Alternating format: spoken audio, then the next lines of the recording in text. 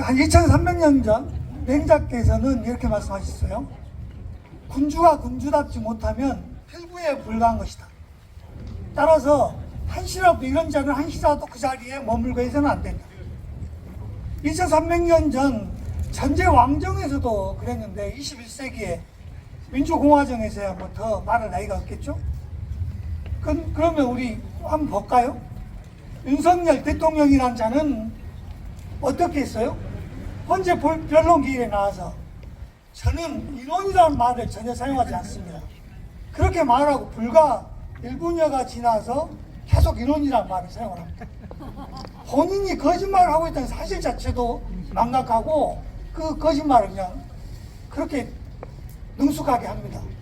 그 다음에 좀 불리한 얘기가 나오면 자 그건 우리 부하가 한 것이고 야당 때문에 그랬고 다 남 탓입니다. 자 그러면 대통령 권한대행 한덕수는 어떤가요?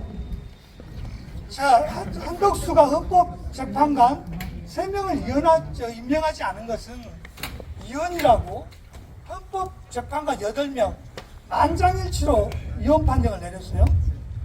그럼에도 불구하고 탄핵이 기각돼서 돌아오자마자 국민들한테 뭐라고 얘기합니까? 법질서를 준수해라. 재판 결과에 순복해라.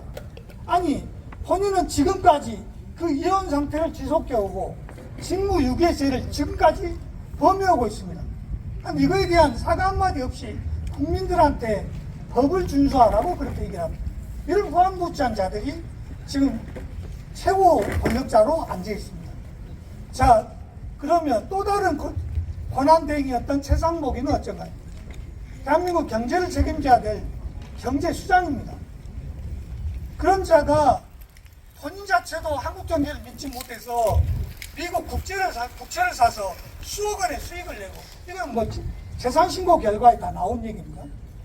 자, 이런 사람 우리나라 경제를 책임지고 있으니 대한민국 경제가 온전하면 이상하겠죠. 그 다음에 즉시 항고를 포기해서 윤석열을 석방시킨 심우정 총장은 어떤가요? 자, 미국 증권에 투자해서 37억 원이라는 시세 차익을 얻었어요. 그럼 올 2월에는 본인의 딸을 외교부에 특혜 채용시켰어요. 이런 자들이 대한민국의 지도자입니다. 이런 사람들이 맹장님께서 말씀하신 대로 필구일 수밖에 없는 것입니다. 이런 자들이 그 자리에 앉아있는 한 대한민국은 도탄에 빠질 수밖에 없는 것 아니겠습니까? 맞습니다. 자, 그리고 코로나 이후에 글로벌 증시, 글로벌 경제가 다 정상 위치로 다 돌아왔어요. 그런데 대한민국만 디커플링 상태에 빠져 있습니다. 그래서 대한민국 코스피는 지금 2,500선에 머물러 있고 원달러 환율은 1,470원대에 머물러 있습니다. 그러면 아니 나는 주식도 갖고 있지 않고 달러도 갖고 있지 않는데 그게 나하고 뭔 상관이야? 그럴 수 있습니다. 아니 그게 남의 얘기가 아닙니다. 자, 정치가 이렇게 정상화된다면 상장 기업들은 다 활력을 잃게 되고 투자 여력을 잃게 됩니다. 그 다음에 달러 이렇게 고환율에 머물게 되면 자, 수입 물가가 오르겠죠. 수입 물가가 오르면 당연히 소비자 물가, 생활 물가는 상승할 수밖에 없습니다. 그러면 당연히 실질 임금, 실질 소득은 감소될 수밖에 없는 거죠. 그래서 대한민국의 이런 자영업자들 15만 명 이상이 대출 이자조차 갚지 못하고 파탄 지경에 빠져 있는 게 지금 작금의 대한민국 현실입니다. 그러면 미래에는 희망이 있을까요? 무디스를 비롯한 이런 신용평가회사 IMF에서는 대한민국 올해 경제성장률 전망치를 1%대로 다 하향 조정하고 있습니다. 이건 뭘 의미할까요? 이건 대한민국은 현실도 어렵지만 미래도 어렵다는 얘기입니다. 그럼 이 원인은 뭘까요? 불확실성 때문입니다.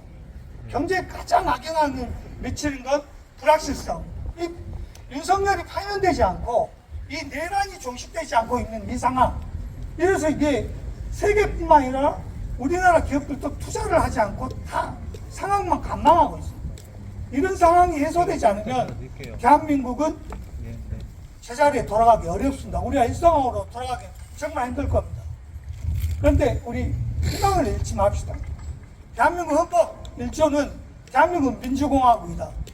대한민국의 주권은 국민으로부터 나온다고 하고 있습니다. 우리 헌정 질서를 수호할 수 있는 최종의 힘을 갖고 있는 사람은 우리 대한민국 국민입니다. 대한민국이 이 권리를 갖고 있고 또한 의무도 지고 있습니다.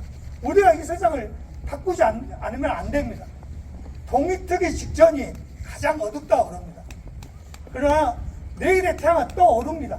우리가 이 희망을 잃지 않고 함께 손을 잡고 나아가는 한 우리는 분명히 승리합니다.